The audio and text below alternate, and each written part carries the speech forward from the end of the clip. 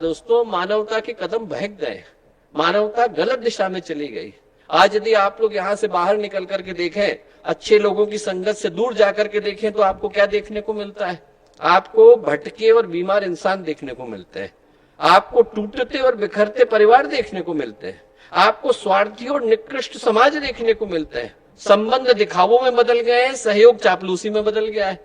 तनाव, उद्विग्नता, दुर्विचार, इनके कारण एक एक व्यक्ति के मन में इतनी समस्याएं आकर के बैठ गई कि उसको महाभारत देखने के लिए कुरुक्षेत्र जाने की आवश्यकता नहीं, मनुष्य के मन के अंदर चल रही अतृप्ति, अभाव, संतोष। आप लोगों से पूछ करके देखिए, हर व्यक्ति के जीवन में इतनी आ गई कि हर व्यक्ति को आप सब कुछ दे दीजिए तब भी उसको ऐसा लगता है कि मुझे तो कुछ मिला ही नहीं। कुबेर का खजाना भी मिल जाए तो व्यक्ति को मन में ऐसा लगता है कि मैं तो सब खाली ही लेकर के बैठा हूं। वो एक फकीर की कहानी आती है। फकीर था, सोने का सिक्का पड़ा हुआ मिला, वो गया अपने गुरु के पास, इसका क्या करूं? उसके गुरु बोले, इसको किसी गरीब आदमी को देना। गरीब आदमी कहाँ मिलेगा? बोले, अरे मिल जाएगा, चिंता करने की आवश्यकता नहीं। भटकते रहे, 10 साल निकल गए, अनेकों व्यक्ति मिले और जितने लोगों से मिलते थे, मिलने के बाद उनको लगता था कि इस व्यक्ति के पास थोड़ा धन है, थोड़ा पैसा है, हो सकता है अगले के पास और गरीबी मिले। भटकते भटकते एक दिन एक राज्य में पहुंचे, वहां देखा 1000 हाथियों का काफिला जा रहा है। उसमें भी जो शुरू के 100 हाथी है वो सोने से लदालद भरे हुए हैं।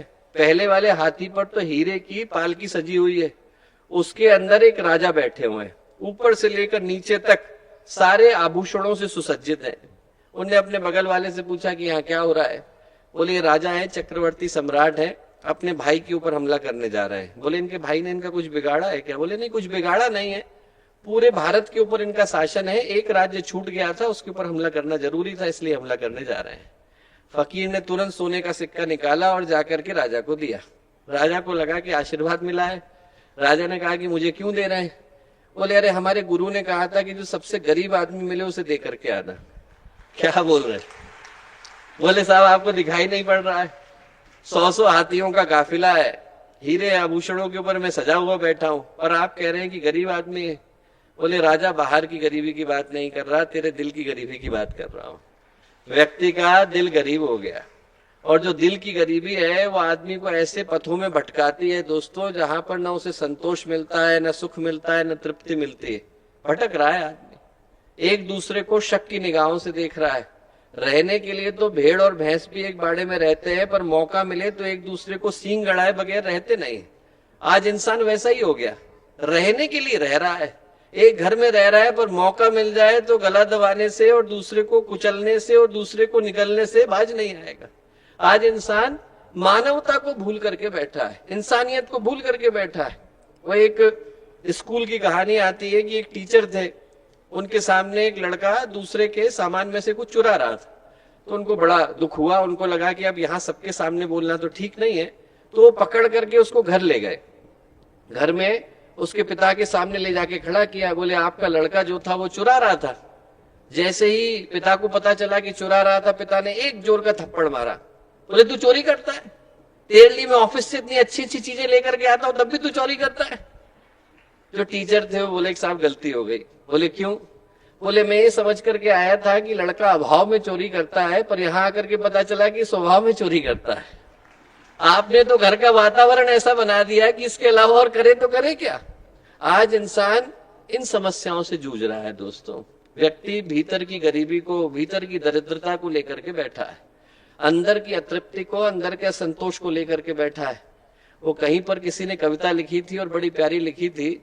उसने लिखा था, आज के समय की परिस्थितियों के लिए, अच्छी थी पगडंडी अपनी, अच्छी थी पगडंडी अपनी, सड़कों पर तो जाम बहुत है।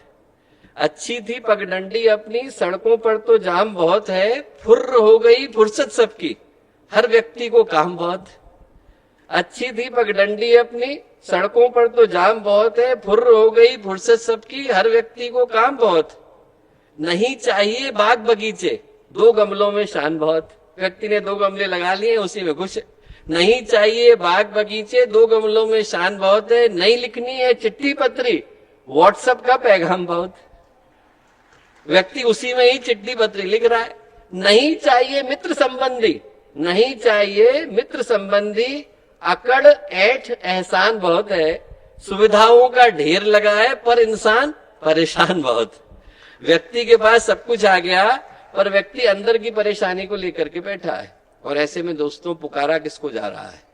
पुकारा उनको जा रहा है जिनको गुरुदेव ने ये बताया कि जो जीवन की असली अमीरी है वो बाहर से नहीं भीतर से निकल करके